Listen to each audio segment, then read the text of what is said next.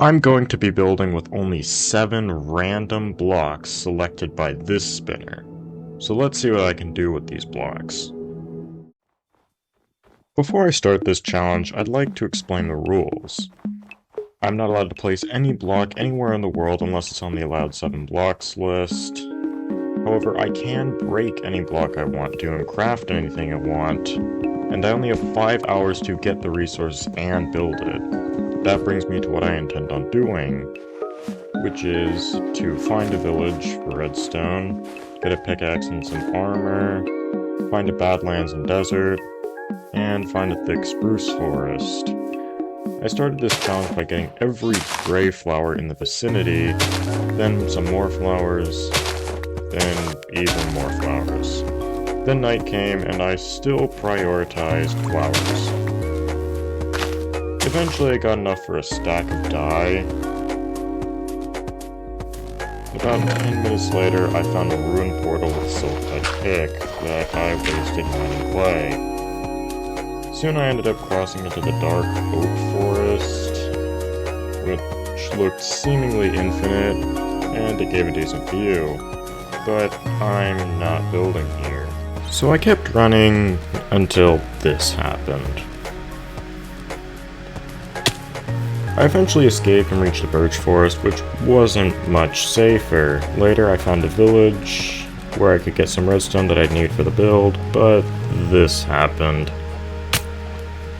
When I reached the village, I ended up trading with a villager, but unfortunately the village lacked a crafting table. I eventually made it to a thick spruce forest, but then this happened. So I found another village, and this one would have been a perfect building spot if it was in a desert, but it did give me 2 diamonds.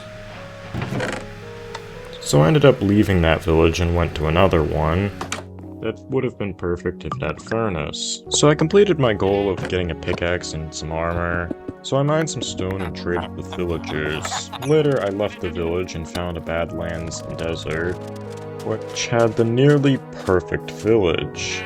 The village was the best building spot of all 4 villages I came across, but unfortunately it lacked a farmer that I needed and was too far away from the spruce forest. But what set this village apart from the others was the fact that it had both furnaces and crafting tables. Nearby was this cave where I got most of my copper, and a mine shaft with a lot of string. It was safe because sunlight touched most of the cave. However, I couldn't find any redstone I desperately needed, but I did find a lot of gold and a diamond in a minecart. After that, I realized my terracotta finished smelting, and I went to go get a bunch of cacti for the green wool I'd need. Then I went back to copper and string procurement. After all that, I left the village and returned to the savannah, and passed straight through it into the first mangrove swamp I've ever entered. I then got some pink flowers I need for the concrete powder, then mined mossy cobblestone, so I went to the nearest village to craft, and decided to build nearby because there was a hill. So I got some sand, crafted powdered concrete, and then I smelted my copper into ingots. Then I started building the foundations for the structure, which were made out of concrete and terracotta. Then I incorporated stone walls.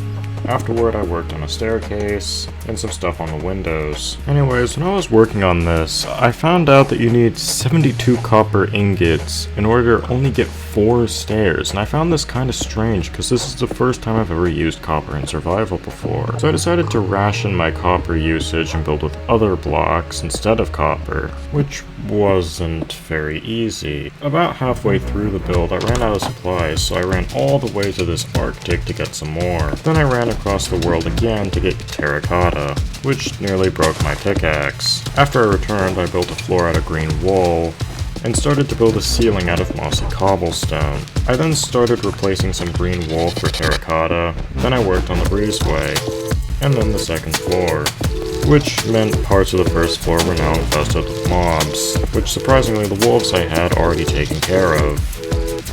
Now I'm lighting this room with redstone torches so that that doesn't happen again. I'm trying to make this look as detailed as possible, but if I do, I will either run out of time or blocks. Now I'm working on the roof of the second floor, which will have a way to get to the top. So I built this, and unfortunately it can't be seen very well from here, so I'm going to go to the other side. There isn't that much on the bottom floor or on the inside, but I felt like the top floor was more decorated, and the roof looks a lot better here. Now I'm going to go to the roof, and I thank you for watching.